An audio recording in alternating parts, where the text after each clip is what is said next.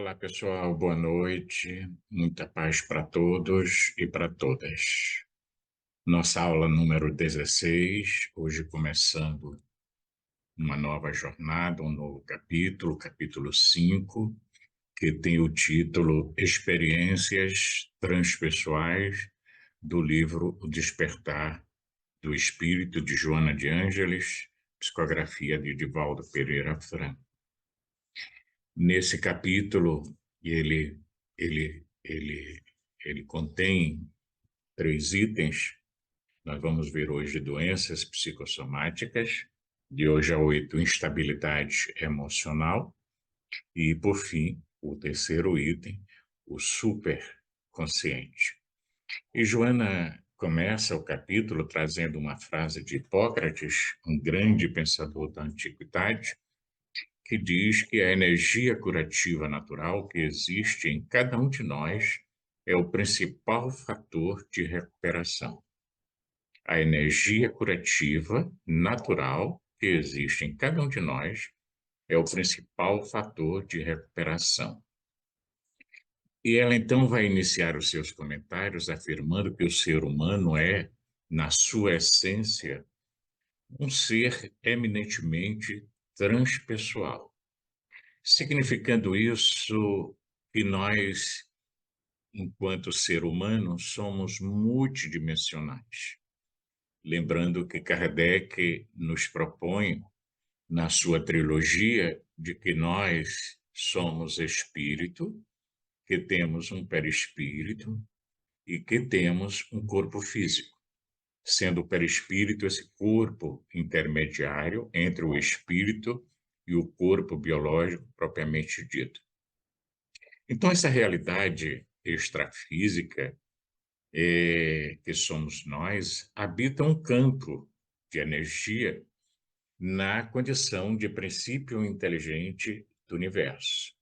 E ela aqui nos lembra, Kardec, quando propõe que os espíritos são os princípios inteligentes que compõem todo o universo e que se origina, portanto, dentro dessa vontade da causa primeira de todas as coisas que nós nominamos como Deus.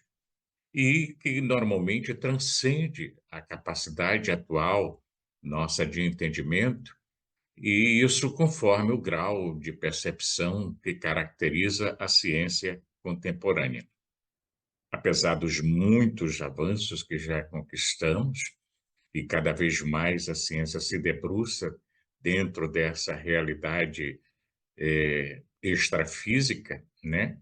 Então, esse espírito, essa essência, é uma chispa divina que começa a sua jornada com um psiquismo inicial e que possui consigo todas as potencialidades imagináveis que o tempo e as experiências vão fazer desabrochar, vão fazer crescer. E essas experiências são as vidas sucessivas, as reencarnações que esse princípio inteligente vai ter durante todo o seu processo de evolução, durante todo o seu progresso espiritual, moral, intelectual, né? E a gente lembra que, conforme aprendemos na doutrina espírita, que esse princípio inteligente começa a sua jornada nos reinos inferiores da natureza, a partir do reino mineral, passando pelo vegetal, pelo animal, chegando ao homem até alcançar a sua angelitude. E aí ele vai arquivando na sua memória integral todas as experiências vivenciadas nesses períodos, que dura milhões e milhões de anos, desde as mais simples, né, onde vai se exteriorizar a sua sensibilidade, o seu sistema nervoso embrionário, para ir adquirindo instintos, inteligência, razão, num processo constante de autossuperação, para que possa alcançar aquele estágio maior desse processo de aprendizado, que é a conquista do sentimento, como já dizia Lázaro no Evangelho segundo o Espiritismo, e desses sentimentos, o maior de todos, que é o amor. Então o princípio inteligente, se assemelha a uma semente, né? Que tem consigo todas as potências da planta que vai ser mais tarde. Então, quem olha, por exemplo, um caroço de manga, né, conhece o processo que esse caroço pode se tornar uma mangueira, e se tornando uma mangueira, gerar outros caroços a partir do fruto da manga que vai ser elaborado. Então, vejamos que ela faz aqui uma comparação, uma metáfora com a semente, e é o que nós somos, sementes de Deus em pleno desenvolvimento através das vidas sucessivas pelos caminhos da evolução, até alcançarmos a nossa própria autorrealização. Então, essa conquista vai ocorrer através da inteligência, que é um estágio onde nós nos encontramos, que é um atributo o mais elevado, digamos assim, que o espírito tem nesse processo de busca, de crescimento, para poder alcançar a sua plenitude, ou aquele reino dos céus de que nos falava Jesus, que se encontra dentro de cada um de nós. Então, a superação nesse processo, nessa viagem evolutiva, né, é lógico que gera muitos sofrimentos. E a superação do sofrimento e desse mal que nós vamos, de uma certa forma, desenvolvendo a partir dessas experiências, é um resultado da nossa ignorância, do fatalismo da vida, né? Para que nós possamos alcançar aquele fatalismo do bem para o qual todos nós nos encontramos destinados. Então, a gente experiencia nessas fases, né, experiências as mais diversas, tanto do desenvolvimento do intelecto, como também das nossas potencialidades psíquicas.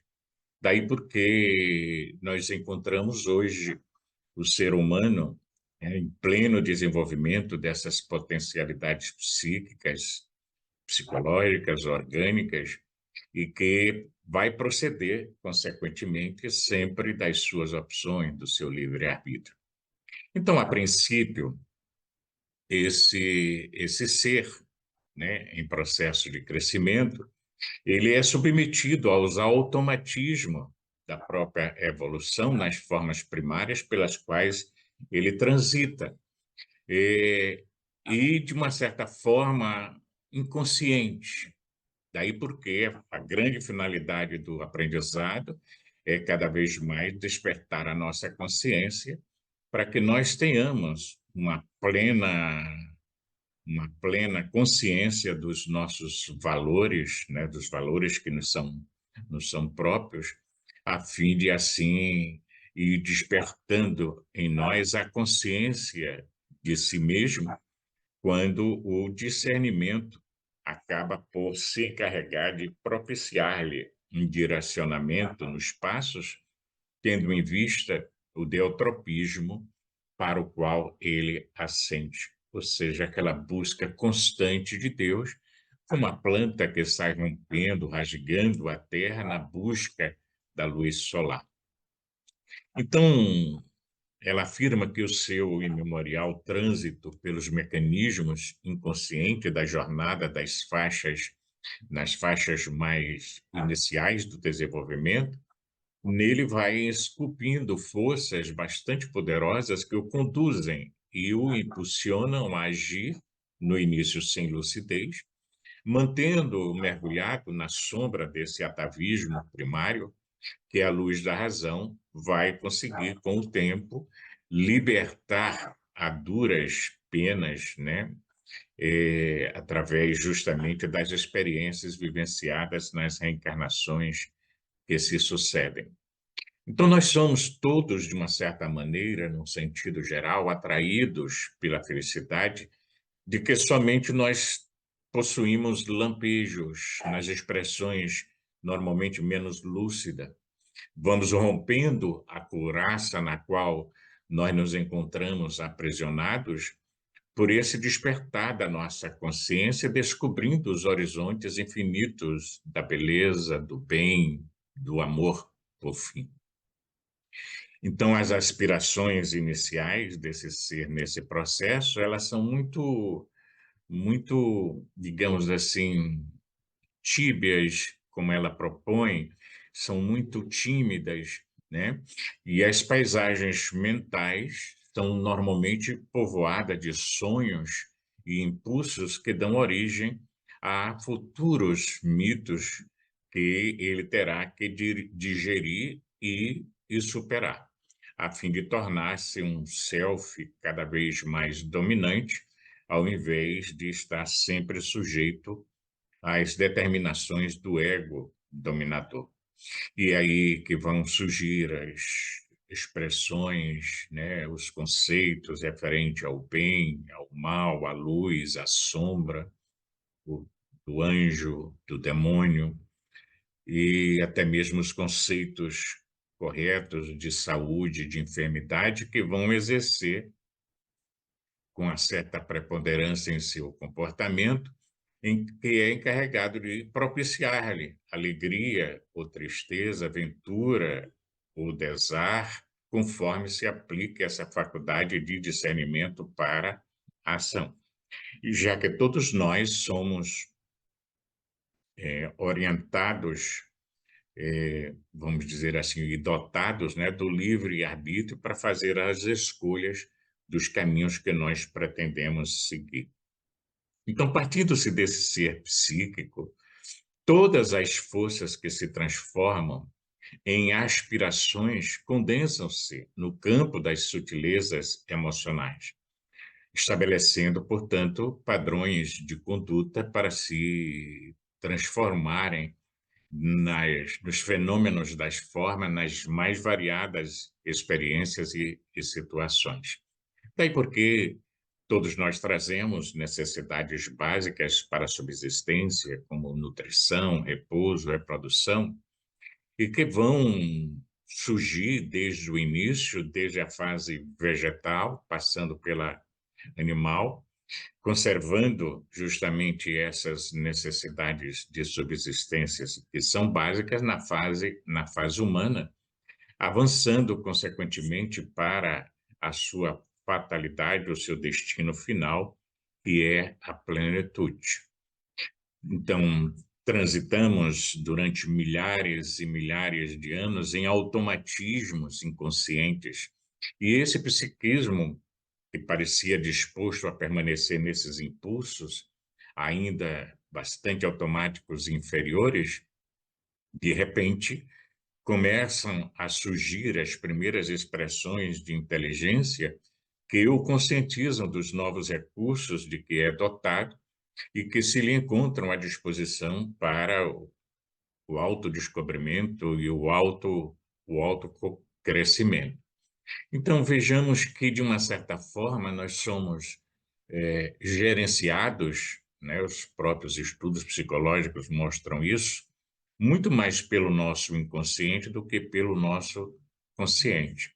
Porque trazemos armazenadas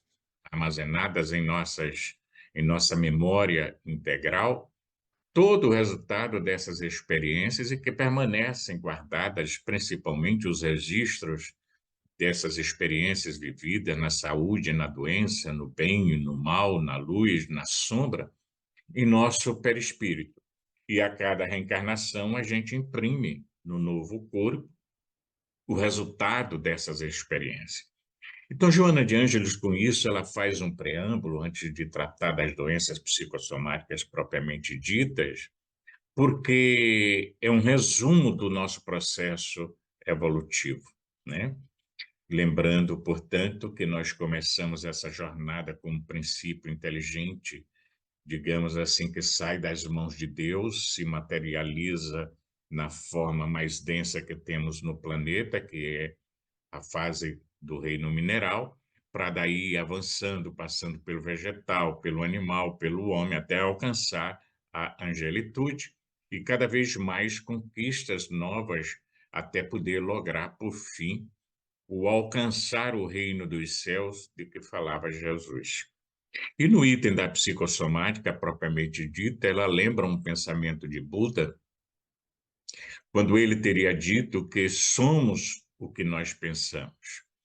Tudo o que nós somos vem dos nossos pensamentos. Com os nossos pensamentos, nós fazemos o mundo. E é muito interessante, já recomendamos aqui em outros estudos, a leitura, o estudo do livro Pensamento e Vida, de Emmanuel, quando ele retrata bem essa questão da importância do nosso pensamento em nossas vidas, porque tudo dele, de uma certa maneira, provém. Então, à medida que se vão firmando no ser os valores da predominância psíquica sobre esses automatismos físicos que todos nós trazemos, as heranças daqueles, como é natural, permanecem adormecidas no nosso inconsciente, e do qual emergem com frequência, direcionando o nosso comportamento no nosso dia a dia, orientando, consequentemente, as nossas decisões e fixando mais ainda os hábitos ancestrais de que nós normalmente eh, desejaríamos nos libertar. Daí porque é tão difícil a gente mudar hábitos que temos, porque são hábitos conquistados não somente nesta vida, mas até nessas reencarnações pregressas que nos caracteriza o processo evolutivo. Então, inseguranças, complexos de inferioridade, como de superioridade, narcisismo, alcançam o ser racional como atavismos da fase em que a força normalmente direcionava as situações mais diversas através do litígio e justamente impondo, consequentemente, dominação.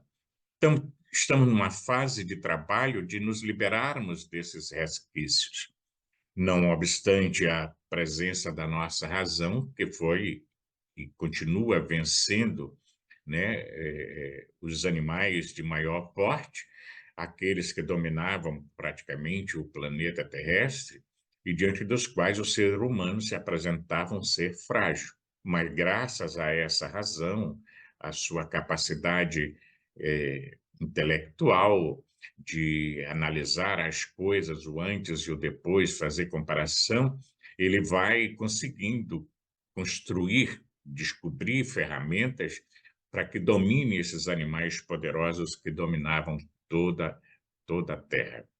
Então, esse instinto de conservação da vida acaba sendo superada pela inteligência do homem.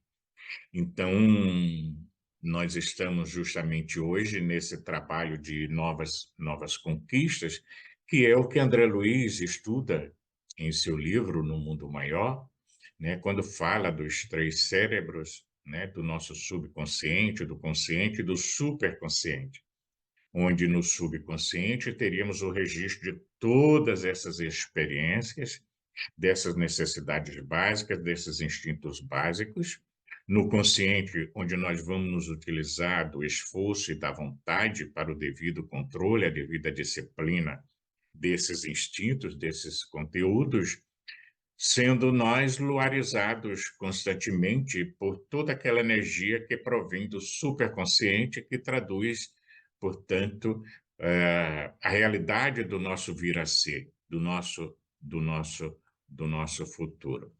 Então, de uma certa maneira, o ser humano, ele normalmente reage ante tudo aquilo que lhe desagrada, que lhe confunde, que lhe aflige, que lhe perturba, deixando, portanto, que se exteriorize as energias primárias momentaneamente contidas pela educação, pela timidez, pelos interesses imediatistas, né? Quando ele deveria agir com discernimento, sem agressividade e nem desejo de predomínio.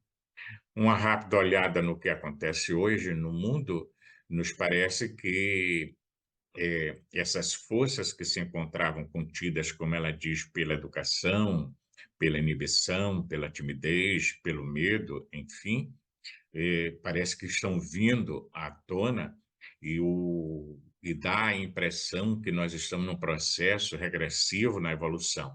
Mas tudo isso faz parte, digamos assim, dos planos divinos, porque é nessas experiências que nós vamos descobrir que aquilo que nós achávamos que estava controlado, dominado, ainda não está, porque não nos conhecemos a nós mesmos e não nos utilizamos desse recurso de que ela nos fala, que é a capacidade de agir com discernimento nas mais variadas situações que a vida nos propõe. Daí porque a importância de se parar, analisar para se autoconhecer, se autodescobrir, se autotransformar, para que nós sejamos caracterizados por seres que guardam consigo um certo nível de paz, de tranquilidade, né? De equilíbrio, para poder decidir, né? Eh, Entre as várias escolhas que a vida atual nos propõe. E isso nos leva a pensar que temos que ter em mente o que a gente pretende alcançar, onde a gente quer chegar, o que a gente quer dominar, controlar em nós, né, no que diz respeito a esses instintos básicos, a essas necessidades básicas, para que assim possamos ir logrando pela educação, pela aprendizagem, né, cada vez mais recursos a fim de podermos controlar a nós mesmos em busca de novos ideais mais nobres, mais caracterizados pelo bem a nós mesmos e pelo bem aos outros. Então, é nesse abismo de impressões, diz ela, que a consciência não consegue facilmente assimilar os conflitos que preponderam e que vão se mesclando com as aspirações não devidamente amadurecidas e que se refletem, consequentemente, no corpo físico, no corpo somático, que é o veículo mais denso dessas energias espirituais que nos caracterizam e que o elaboram conforme as necessidades impressas naquele outro organismo que nós nominamos como perispírito ou modelo organizador biológico.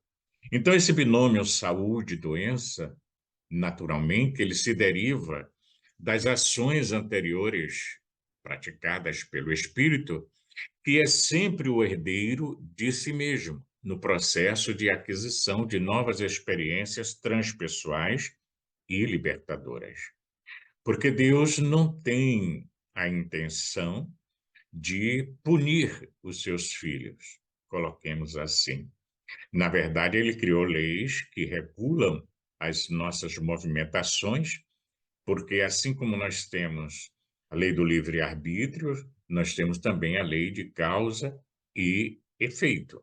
Então, tudo é uma questão de escolha. Mesmo que nós não tenhamos escolhido agora, poderemos ter escolhido em existências anteriores pelos comportamentos que foram adotados, resultando na existência atual nesse binômio, saúde e doença.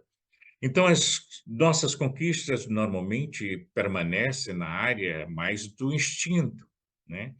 E aí predominam, consequentemente, sentimentos perturbadores, como o ressentimento, o desconforto moral, a insegurança, o medo, e que se expressa em forma de ciúme, de agressividade, através do próprio medo, né? A angústia, a cólera, a impetuosidade irrefreada, os desejos sensuais descontrolados, porque todos temos desejos sensuais, mas aqui ela faz referência a eles dentro de uma linha de descontrole que estimulam, consequentemente, a produção de determinadas toxinas que terminam por produzir distúrbios orgânicos de largo porte. E aí a gente vê que aquilo que nós pensamos, aquilo que nós sentimos e como nos comportamos perante a vida afeta, consequentemente, o nosso corpo para a saúde ou para a doença. Então, a mente, ela é geradora de energias compatíveis com o tipo de aspiração que nós acalentamos. Daí porque, movimentando-as através da corrente sanguínea, que vitaliza e mantém o corpo físico. Essas energias, portanto, têm a capacidade de nos proporcionar saúde ou enfermidade. Então, é nesse campo das micropartículas que compõem o perispírito, ou esse corpo de energia, que nós vamos conduzir essas vibrações e que irão produzir nas células biológicas, né, do nosso corpo reações correspondentes ao tipo de onda mental que seja distribuída pelo organismo, mas que procede, na verdade, do espírito. Então, o fluxo constante de pensamentos e aspirações, carregado, por exemplo, de energia saudável, positiva, né, ou enfermiça, irá contribuir poderosamente para a estabilidade ou o desajuste das estruturas celulares, abrindo espaço para a instalação e conservação da saúde ou para o surgimento de infecções, de disfunções variadas, de alterações do nosso metabolismo, do mal ou do bem-estar. Por isso, a frase inicial de Buda: tudo começa com o nosso pensamento. Então, as enfermidades psicossomáticas, elas são geradas na consciência espiritual.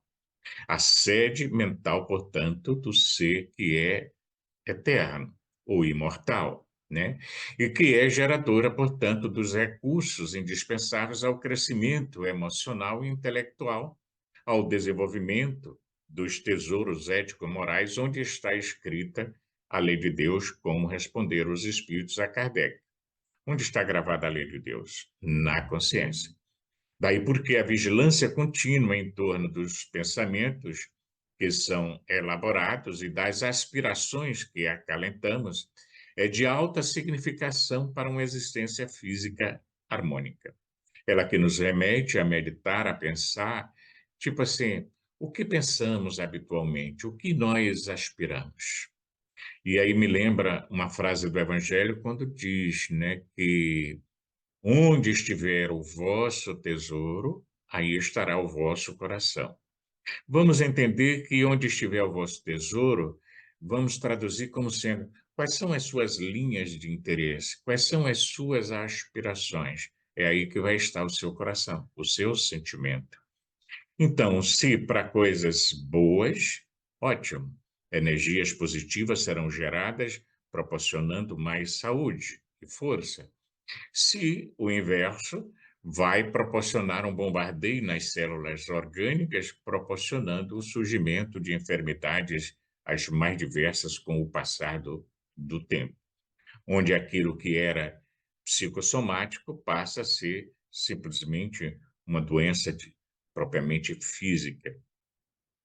Então, quando isso não ocorre, eh, os transtornos surgem e se instalam, né?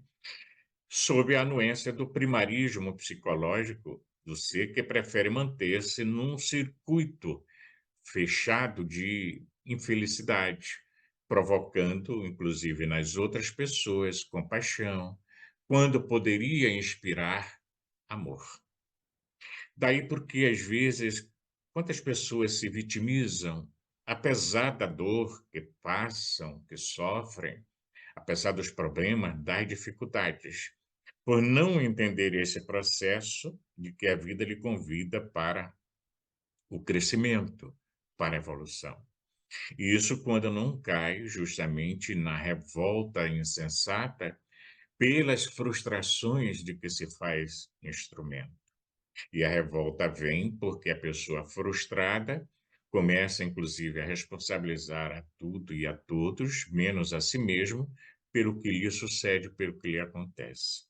Uma outra coisa também que surge nessas situações é o ciúme e a raiva, pela insegurança em relação a si mesmo, por não se conhecer como deveria. Uma outra emoção perturbadora é a agressividade, por encontrar-se normalmente indisposto interiormente e dominado às vezes pelo complexo de culpa, pelo sentimento de culpa, e que não deseja assumir para poder encontrar o equacionamento do problema que porventura esteja vivenciando. Então, é pelo primarismo emocional que transfere a responsabilidade de todo o mal para os outros. E a incidência e reincidência dessa conduta nos tecidos sutis do pensamento influenciam a produção de enzimas e de toxinas cerebrais que o irão enfermar e farão com que surjam determinadas doenças, gerando, às vezes, segundo Joana, alergias as mais diversificadas, né? As disfunções hepáticas, ou gastrointestinais, arritmias cardíacas, entre outras, consequentemente desequilibrando todo o complexo orgânico biológico. E o oposto, que também ocorre, quando determinadas patologias orgânicas afetam o comportamento psicológico, dando origem, às vezes, a desvios da personalidade, a transtornos emocionais e mesmo a distúrbios psiquiátricos de caráter mais sério. Então, o bem que equivale ao correto, ao sadio, ao edificante, ao nobre, ao elevado, estimula esses campos energéticos do espírito, que, por sua vez, influencia o campo energético do perispírito, que, por sua vez, vai influenciar todo o complexo energético do nosso corpo físico, que é a forma mais material dessa energia. Então, essa força aglutinadora de moléculas através do perispírito, pelo sistema nervoso central e endocrínico, vai sustentando os componentes do sistema imunológico que se transformam em resposta de saúde e de paz. Significando dizer que, se nós pensamos no mal, afetamos esse campo imunológico, abrindo as comportas para o surgimento de problemas na área da saúde. Se nós buscamos nos sintonizar e aspiramos ao bem, nós fortalecemos esse campo imunológico para a conquista da saúde. E mesmo que tenhamos alguma enfermidade de ordem física, de ordem biológica, por questões às vezes até mesmo kármicas, nós não caímos na revolta, nós não caímos no desespero. Temos uma aceitação dinâmica, entendendo que é a proposta da vida para o nosso próprio crescimento em direção à saúde plena. Então, de uma certa forma, os sentimentos que são inversos a esses da ira, da revolta, do pessimismo, da mágoa, da violência e outros que lhes são equivalentes, se impõem através dos choques emocionais, produzindo descargas de adrenalina e outras substâncias que alteram a corrente sanguínea e sobrecarrega os tecidos, consequentemente, do perispírito, agredindo as matrizes responsáveis pela renovação celular, assim instalando as enfermidades ou desenvolvendo as que já se encontram em embrião.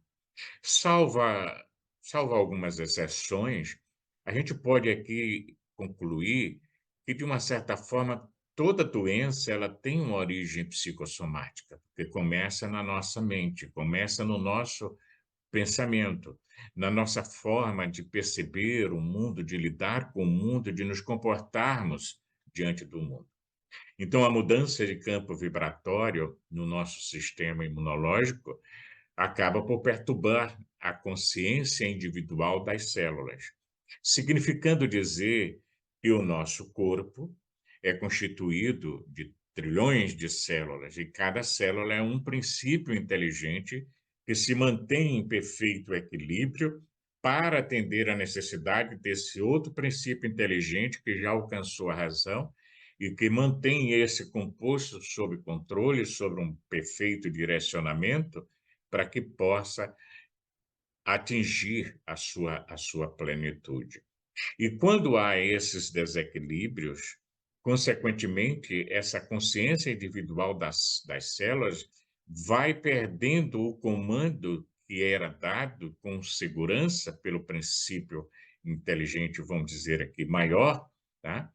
No direcionamento da saúde e se tornam fáceis vítimas de infecções de variada natureza, provocando muitas vezes, quando o desequilíbrio é mais intenso, os cânceres que às vezes atormenta a criatura humana.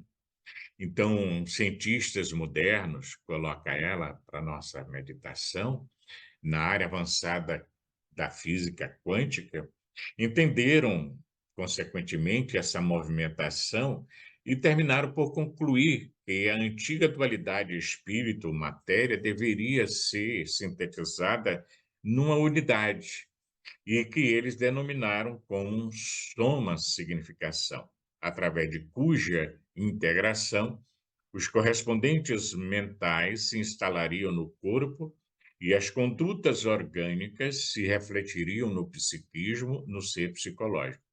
Então, é uma mão dupla, energias que vêm do campo espiritual para o biológico, para o físico, e a partir do nosso comportamento, do que acontece no corpo, energias que são direcionadas para o nosso perispírito e para o nosso espírito, que é a essência de todo esse composto. Então, há uma lógica bem fundamentada nessas colocações, e aí a Joana propõe que faltou apenas entendermos que precisa de uma ligação, e essa ligação foi demonstrada tranquilamente pelo perispírito, através de Allan Kardec, quando propõe esse corpo intermediário entre a essência espiritual e o corpo biológico propriamente dito. Daí porque é tão interessante esse processo, André Luiz analisando o fenômeno da morte, da desencarnação de uma pessoa, ele percebe pelo cordão fluídico energias provenientes do ser desencarnante vindo para o corpo e energias do corpo para o ser espiritual. Então é uma troca. É o ser voltando a se adaptar para ressurgir no mundo espiritual, deixando para trás as energias que fazem parte do campo biológico, quando assim se sucede.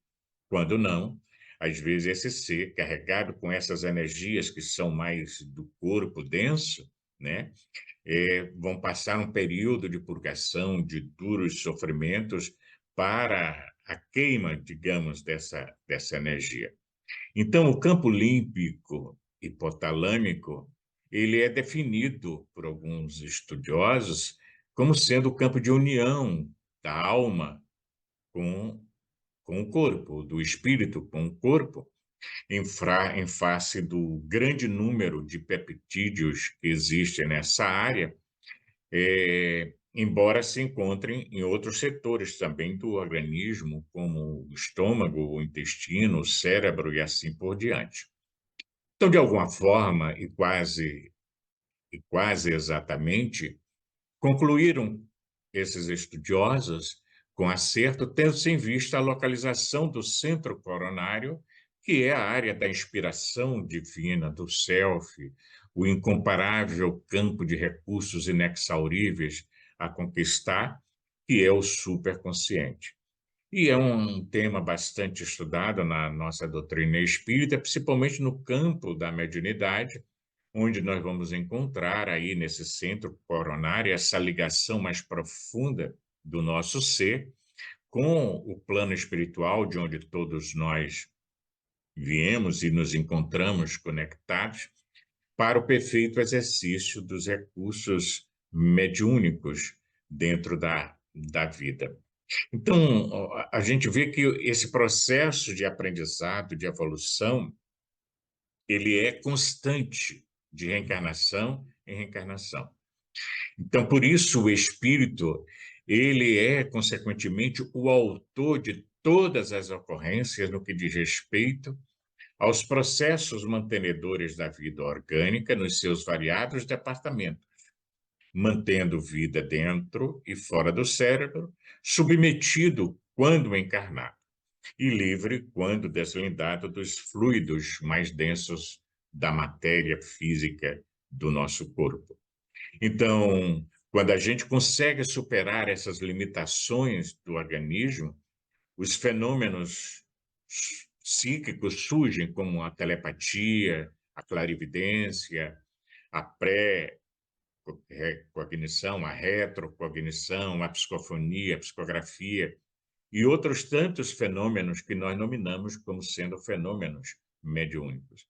Então, são fenômenos transpessoais, digamos assim, porque alcançam essa dimensão espiritual do ser e vamos diluindo cada vez mais essas faixas escuras e densas que separam os campos espirituais do físico, do emocional, do psicológico.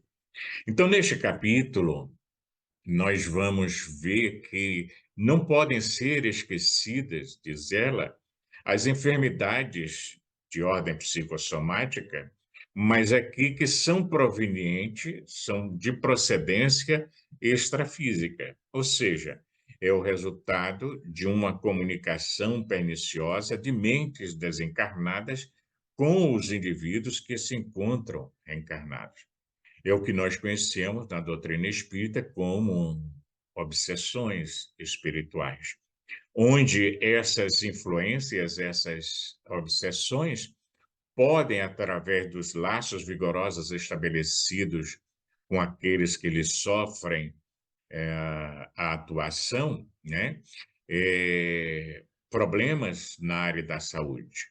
E o indivíduo sofre isso em função justamente do seu passado espiritual, ou mais recente, através dos crimes perpetrados, através do comportamento desajustado a que se entrega. Então, esses conúbios obsessivos, eles predominam na sociedade humana.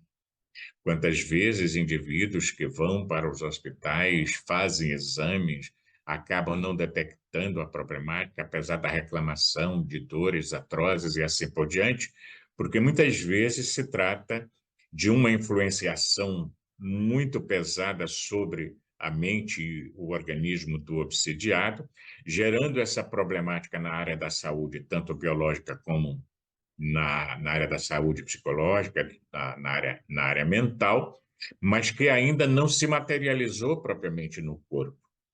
Já tivemos experiências com pessoas que passavam semanas em hospitais sendo medicados e não melhoravam, quando a melhora só pôde advir depois de tratado aquele que porventura o influenciava negativamente e que nós dominamos normalmente de obsessor.